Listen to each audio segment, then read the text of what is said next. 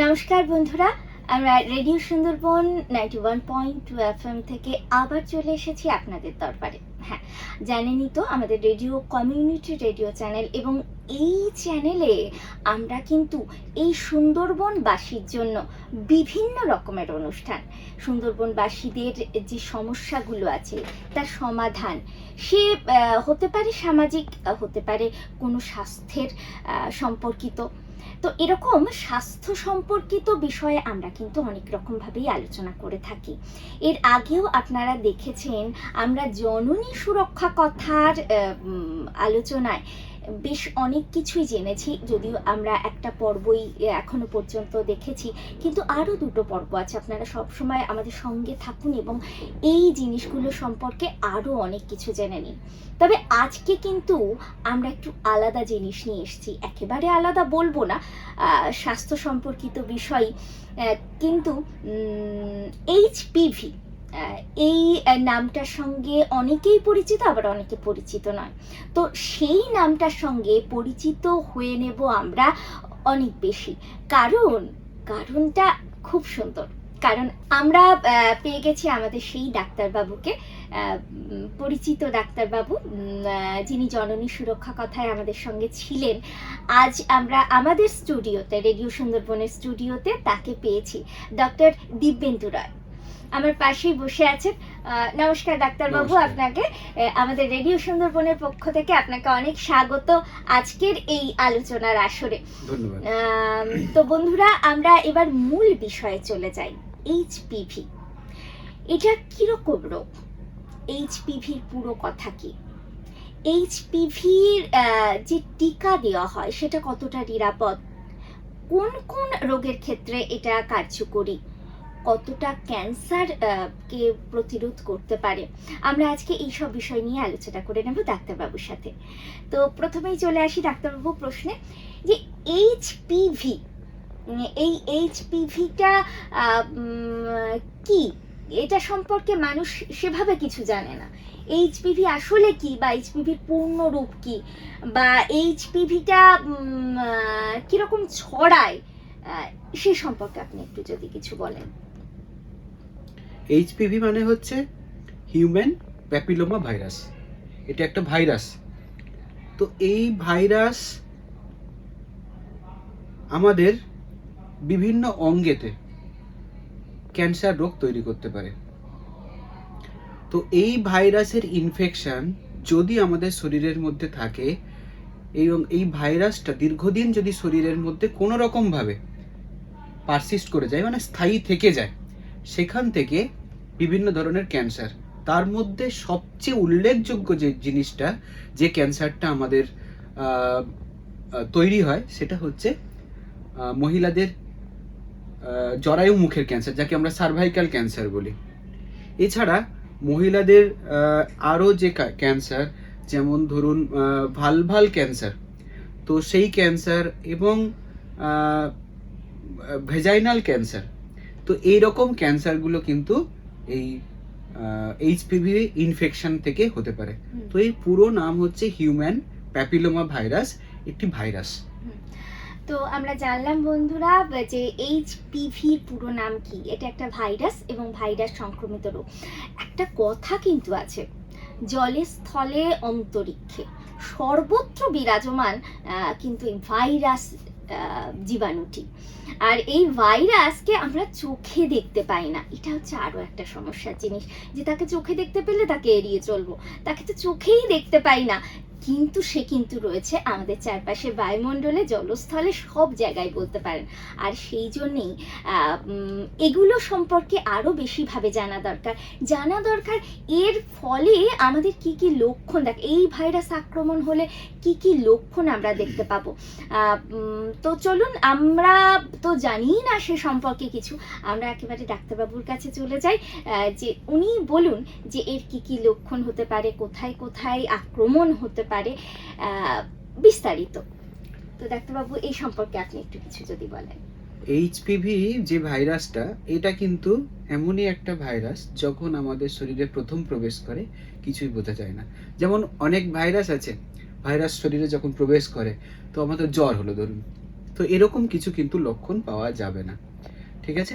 তো HPV virus সাধারণভাবে এটা কিন্তু কি হয় না, সেক্সুয়ালি ট্রান্সমিটেড ডিজিজ, মানে যৌন মেলামেশার পরে এই জিনিসটা কিন্তু ট্রান্সমিট করে।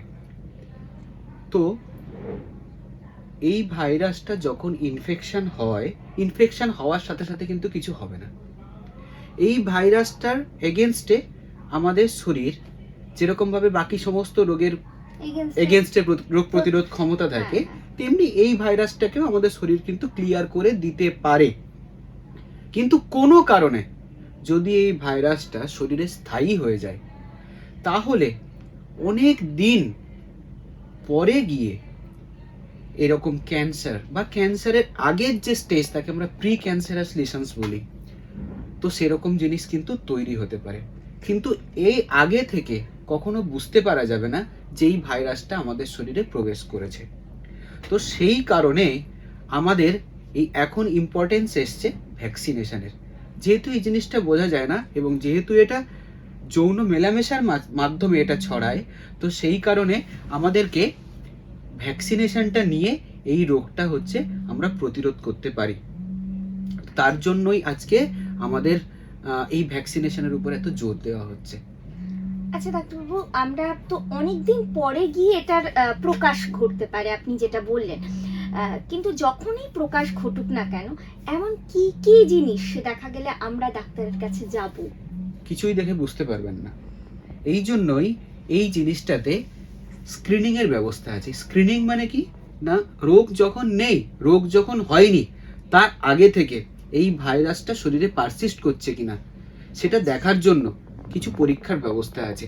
বা এইটার থেকে যে রোগ হতে পারে, যেমন বললাম আপনার জরায়ু মুখের ক্যান্সার যেমন প্রধানত হয়, তো এই জরায়ু মুখের ক্যান্সার তৈরি হচ্ছে কিনা, বা তার আগের যে বললাম যে ক্যান্সারের আগের স্টেজ যাকে প্রি ক্যান্সারস বলি, তো সেরকম কোনো জিনিস তৈরি হচ্ছে কিনা সেটা কিন্তু আমরা বুঝতে পারি। সেটা বুঝতে পারি, ভাইরাস থাকলো সেটা কিছু বুঝতে পারা যাবে না, কিন্তু এই ভাইরাসের জন্য এই ক্যান্সার বা প্রি ক্যান্সার কিছু তৈরি হতে শুরু করেছে কিনা, প্রি ক্যান্সারাস লিশনস কিছু তৈরি হতে শুরু হয়েছে কিনা সেটা বোঝার জন্য স্ক্রিনিং এর ব্যবস্থা আছে।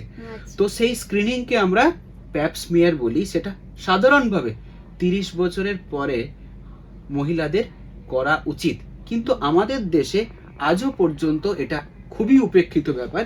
যে সমস্ত বিদেশ রয়েছে যারা অর্থনৈতিকভাবে আমাদের থেকে অনেক বেশি উন্নত, সে সমস্ত দেশে কিন্তু এই 30 বছরের বয়সী মহিলাদের থেকে শুরু করে প্রত্যেক মহিলার এই স্ক্রিনিং কিন্তু ব্যবস্থা আছে, যাতে যত তাড়াতাড়ি সম্ভব এই সার্ভাইকাল বা জরায়ু মুখের যে সমস্ত লিশনস হয়, যেগুলো অসুবিধা হয়, সেগুলো যত তাড়াতাড়ি আমরা ধরতে পারি।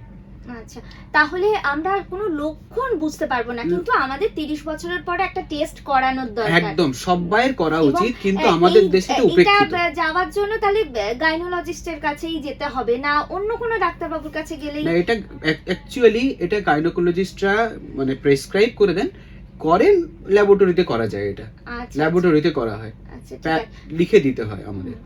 আচ্ছা, যখন ধরুন অনেকেই 30 বছরের আগে বা তার বিয়ে হয়ে যায়, গর্ভাবস্থা আসে, তো গর্ভাবস্থায় কি এই স্ক্রিনিংটা করা যায়? প্রয়োজন নেই, গর্ভাবস্থায় প্রয়োজন নেই স্ক্রিনিং করার। আমরা বলে একদম নিয়ম আছে 30 বছরের আগে স্ক্রিনিংটা করার দরকার নেই।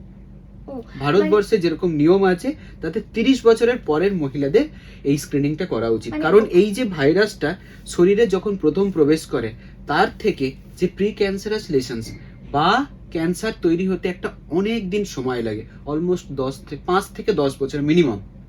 সেই কারণে এই অসুখটা যখন প্রকাশ পায় একটু বেশি বয়সের দিকে, 30-35 এরকম সময়ের দিকে। কারণ ধরুন 10 বছর বিয়ের পর থেকে, আমরা যদি অ্যাভারেজ 10 বছর 20 বছরে কারোর বিয়ে হচ্ছে ধরুন, তার এই রোগটা প্রকাশ পেতে 30 বছর সময়।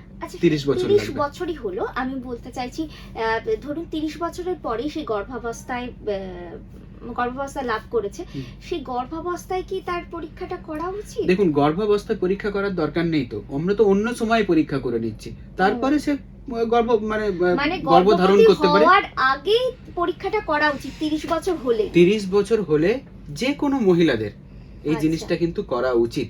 আচ্ছা আচ্ছা আচ্ছা 30 বছর হলেই। আচ্ছা, এই যে এইচপিভি ভাইরাসটা কেবলমাত্র কি মেয়েদের ক্ষেত্রে আক্রান্ত হয়, না ছেলে মেয়ে উভয়ই আক্রান্ত হতে পারে? ছেলে মেয়ে দুজনেই আক্রান্ত হতে পারে। ঘটনাক্রমে যেটা হচ্ছে, ছেলেরাই কিন্তু এই ভাইরাসটাকে বহন করে। আচ্ছা, বহন করে, তো দুজনেরই হয়, দুজনেরই হতে পারে। যদিও আমরা বেশিরভাগ ক্ষেত্রে মেয়েদের নিয়েই বেশি কি বলবো আগ্রহ প্রকাশ করছি এখানে। আমাদের সুন্দরবনবাসীর যে যারা নারীরা রয়েছেন তারা নিজেদেরকে অবহেলিত করেই রাখেন। তো সেই জন্যই আমাদের ইচ্ছা মানে তাদেরকে বেশি জানানো, তাদেরকে তুলে ধরা।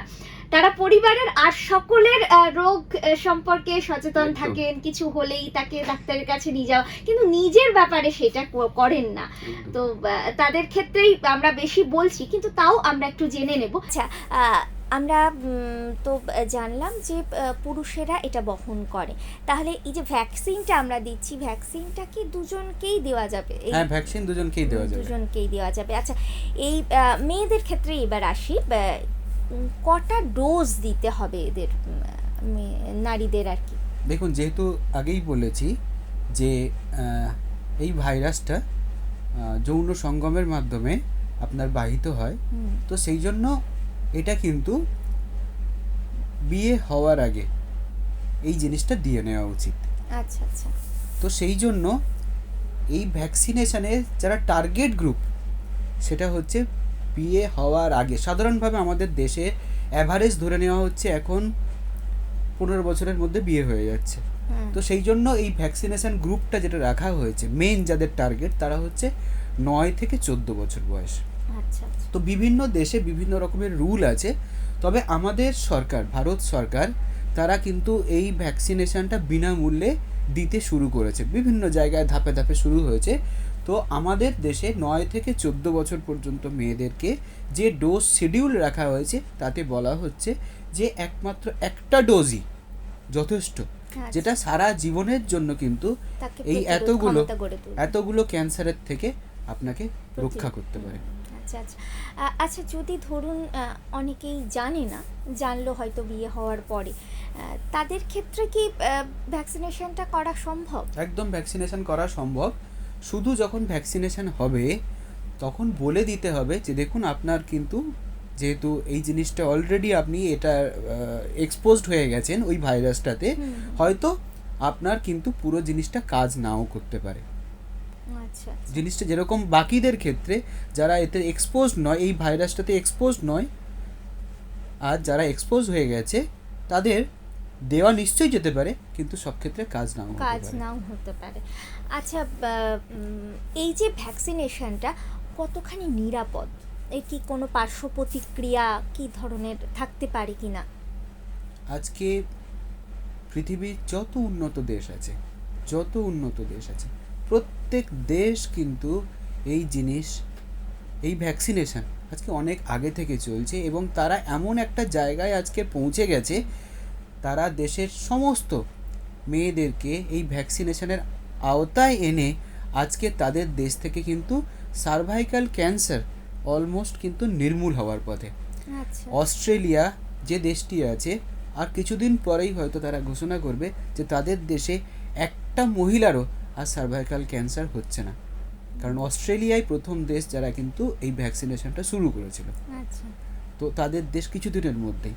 তো এই উন্নত দেশগুলো তারা এতদিন ধরে প্রুভ করে দিয়েছে যে এই ভ্যাকসিন কিন্তু সম্পূর্ণ নিরাপদ, এবং ওই দেশে যে ভ্যাকসিনটা চলছে, আমাদের ভারত সরকার কিন্তু সেই সব থেকে ভালো ভ্যাকসিন সেটাই কিন্তু আমাদের দেশের জন্য প্রোভাইড করছে। তো এই ভ্যাকসিন সম্পূর্ণরূপে নিরাপদ। তাহলে কিন্তু সুন্দরবনের আমাদের মা বোনেরা, তাদের সবাইকে খুব ভালো করে শুনলেন আপনারা। ডাক্তারবাবু বললেন এই ভ্যাকসিনেশন সম্পূর্ণ নিরাপদ, আর এই ভ্যাকসিনেশন দিয়ে রাখলে আপনি কতগুলো ক্যান্সার থেকে মুক্ত হতে পারেন। তো ডাক্তারবাবু, আপনি বলছিলেন যে 14 বছর পর্যন্ত ভ্যাকসিনেশনটা নেওয়াটা বেশি জরুরি। কারো 14 বছর হয়ে গেলে 15 বছর যদি ভ্যাকসিনেশনটা নেয় তার ডোজটা কেমন হবে? তার কি একই ডোজ থাকবে? না, সেই ক্ষেত্রে 15 বছরের পরে বলা হচ্ছে যে 3টে ডোজ নিতে হবে। 3টে ডোজ নিতে হবে। আচ্ছা আচ্ছা। আর একটা মানে নিরাপদ আমরা শুনলাম, কিন্তু এর কি কোনো পার্শ্ব প্রতিক্রিয়া কিছু কি রয়েছে? ভ্যাকসিন সম্পূর্ণ নিরাপদ, তবে দেখুন যে একটা ইনজেকশন, হ্যাঁ, তো ইনজেকশনটা নিলে বাকি ইনজেকশন যদি আমরা নিই, যেমন একটা ইনজেকশনের জায়গায় যেখানে দেওয়া হচ্ছে সেখানে যেমন একটা যন্ত্রণা হতে পারে, একটা লাল হয়ে যেতে পারে, সেটাতে কোনো মানে পরবর্তীকালে কোনো খারাপ প্রতিক্রিয়ার কোনো প্রতিক্রিয়া নেই, আচ্ছা, কোনো আচ্ছা। প্রতিক্রিয়া নেই, কোনো ঠিক বিরূপ আছে। প্রতিক্রিয়া নেই। পুরো প্রতিক্রিয়া যেটা সেটা হচ্ছে আপনার জন্য ভালো হবে, আচ্ছা। যারা নেবে তাদের জন্য ভালো হবে, সম্পূর্ণরূপে নিরাপদ। আচ্ছা। শুধু একটা ইনজেকশনের জায়গায় হয়তো একটু ব্যথা হতে পারে, একটু ইনজেকশন দিলে কারোর দেখেছেন যে কোনো অনেক সময় হ্যাঁ, ইনজেকশন হ্যাঁ, নেওয়ার পর একটু জ্বর একটু আসতে পারে, জ্বর, এতটুকুই, হ্যাঁ। এছাড়া কিছু না। আচ্ছা, ঠিক আছে। এবার আমি একটা বলবো যে এই যে ভ্যাকসিনেশনটা নেওয়ার জন্য কি কোনো নিষেধাজ্ঞা বা কিছু এরকম মানে কোনো নীতি বা এরকম কিছু কি রয়েছে? যে কোনো পরিস্থিতিতেই নেওয়া যায়, একমাত্র প্রেগনেন্সি ছাড়া। প্রেগনেন্সির সময় এই নেওয়া ভ্যাকসিনটা দেওয়া হয় না। আচ্ছা, বাকি যে কোনো অবস্থাতেই আপনি এই ভ্যাকসিনটা নেওয়া সম্পূর্ণরূপে নিরাপদ। ধরুন কারো জ্বর হয়েছে, সে যদি চায় যে জ্বরের সময়ও নিতে, সেটাও নিতে পারবে। আচ্ছা, আচ্ছা। ঠিক আছে, মানে তবুও জ্বর গর্ভাবস্থা ছাড়া আর যে বাকি কোনো যে কোনো সময় পরিস্থিতিতে নেওয়া সম্ভব। অন্য রকম কোনো রোগ বা হয়েছে তার সেই সময়ও কি এটা নিতে পারে? যে কোনো পরিস্থিতিতে নিতে আচ্ছা, পারবে। আচ্ছা, আচ্ছা। তাহলে এই সুন্দরবনের মা বোনেরা আপনারা তো শুনছেনই যে এই ভ্যাকসিনেশনটা কিন্তু কেবলমাত্র গর্ভাবস্থা ছাড়া আর যে কোনো অবস্থাতেই নেওয়া যায়। আপনারা অবশ্যই দ্রুত এটা সম্পর্কে সচেতন হন এবং আপনারা ডাক্তারের কাছে যান, এ সম্বন্ধে কথা বলুন। আপনারা আপনাদের ডাক্তারের পরামর্শ নিন এবং পরামর্শ নিয়ে এই ভ্যাকসিনেশনটা নেওয়ার চেষ্টা করুন। ডাক্তারবাবু, আরও একটা প্রশ্ন যেটা আমার মনের মধ্যে এখন যাচ্ছে, সেটা হচ্ছে এই ভ্যাকসিনেশন সম্পর্কে কি কি ভুল ধারণা আছে, সেটা আপনারা তো ডাক্তারবাবু, আপনাদের কাছে রোগীরা আসে, আপনারা জানতে পারেন যে তারা কি ধরনের কথা বলছে, এইটা সম্বন্ধে ভুল ধারণা তাদের মধ্যে কি আছে বা কি থাকতে পারে? দেখুন, এখনো পর্যন্ত আমাদের কাছে যতটা ফিডব্যাক আমরা পেয়েছি, যারা গ্রাউন্ড লেভেলে কাজ করেন, যারা কর্মীরা আছেন, তাদের কাছ থেকে আমরা যে খবরটা ফিডব্যাক পেয়েছি, সেটা হচ্ছে বেশিরভাগ জায়গায় সবার মনে একটা আশঙ্কা সবাই প্রকাশ করেছেন যে এই ভ্যাকসিনটা নিলে ভবিষ্যতে কি গর্ভবতী হতে পারবে কিনা, আচ্ছা, এইটা নিয়েই সবার বেশি চিন্তা। হুম, তো আচ্ছা, এই জিনিসটাই আমরা কিন্তু সবচেয়ে বেশি ফিডব্যাক পাচ্ছি, হুম, এবং এর উত্তর আপনাদের আগেই বলেছি। হ্যাঁ, ভ্যাকসিন সম্পূর্ণভাবে নিরাপদ। পৃথিবীর সবচেয়ে উন্নত দেশ যারা, তারা এই ভ্যাকসিন নিয়ে কোনো অসুবিধার মধ্যে পড়েনি। আচ্ছা, তো আমাদের দেশের ভ্যাকসিন, তাদের যে ভ্যাকসিনগুলো দেওয়া হয়েছে সেই ভ্যাকসিনই আমাদের ভারত সরকার প্রোভাইড করছে। তো ভ্যাকসিন সম্পূর্ণরূপে নিরাপদ, এবং এই ভ্যাকসিনের সাথে গর্ভবতী হওয়ার কোনো রকম সম্বন্ধ নেই। আচ্ছা, আচ্ছা। আরেকটা প্রশ্ন যেটা আমি করতে চাই, যে ভ্যাকসিনেশন ধরুন কারো নেওয়া হয়ে গেছে, ভ্যাকসিন করা হয়ে গেছে, তারও কি স্ক্রিনিং করার দরকার রয়েছে? দেখুন, যেমন আগে বলেছি যে এই ক্যান্সার, যে ক্যান্সারটা মেন করে সার্ভাইকাল ক্যান্সার, জরায়ু মুখের ক্যান্সার, তার প্রতিরোধ করার জন্যই আমরা তাকে আর্লি ডিটেক্ট করার জন্যই আমরা স্ক্রিনিং করি। আচ্ছা, আচ্ছা, এই ভ্যাকসিন নিলে সার্ভাইকাল ক্যান্সার প্রতিরোধের চান্স কিন্তু অনেক বেড়ে গেল, যে সার্ভাইকাল ক্যান্সার হবে না এরকম সম্ভাবনাটাই বেশি। কিন্তু যতটুকুও সম্ভাবনা থাকে সেই সম্ভাবনাটাও যাতে আমরা আর্লিয়েস্ট ডিটেক্ট করতে পারি, তার জন্য কিন্তু স্ক্রিনিংটা করতে হবে। আচ্ছা, তার মানে ভ্যাকসিনেশন নিলেও স্ক্রিনিংটা করা কিন্তু দরকার, আচ্ছা। স্ক্রিনিং দরকার। আপনাকে অনেক ধন্যবাদ ডাক্তারবাবু যে আপনি আমাদের রেডিও সুন্দরবনের স্টুডিওতে এসেছেন এবং আমাদের সুন্দরবনবাসীর মা বোনেদের জন্য যে এই যে মূল্যবান কথাগুলো বললেন, আপনার অমূল্য সময় বাঁচিয়ে, তার জন্য অনেক অনেক ধন্যবাদ আমাদের রেডিও সুন্দরবন থেকে। আর আমাদের সুন্দরবনবাসী মা বোনেরা, আপনারা তো শুনলেন আমাদের ডাক্তারবাবুর কাছ থেকে এইচপিভি টিকা কতটা জরুরি। আপনাদের আবারও একবার আমাদের রেডিও সুন্দরবন থেকে অনুরোধ, যে আপনারা অবশ্যই ডাক্তারের কাছে যান এবং 14 বছরের বয়সের আগে পর্যন্ত আপনার ছেলে মেয়েকে এই টিকাদানটা যাতে করতে পারে, টিকাদান করা যায় সেটা ব্যবস্থা করুন, সেটা চেষ্টা করুন। আপনারা ডাক্তারবাবুর সাথে কথা বলুন এবং নিঃসন্দেহে খুব ভালো থাকুন, খুব সুস্থ থাকুন, এই কিন্তু আমরা সবসময় চাই। তো আজকের অনুষ্ঠান কিন্তু আমরা এখানেই শেষ করছি বন্ধুরা। আবারও এরকম স্বাস্থ্য সম্পর্কে অনেক রকম তথ্য নিয়ে, অনেক রকম কথা নিয়ে আপনাদের সামনে আমরা হাজির হব। তাহলে নমস্কার। নমস্কার।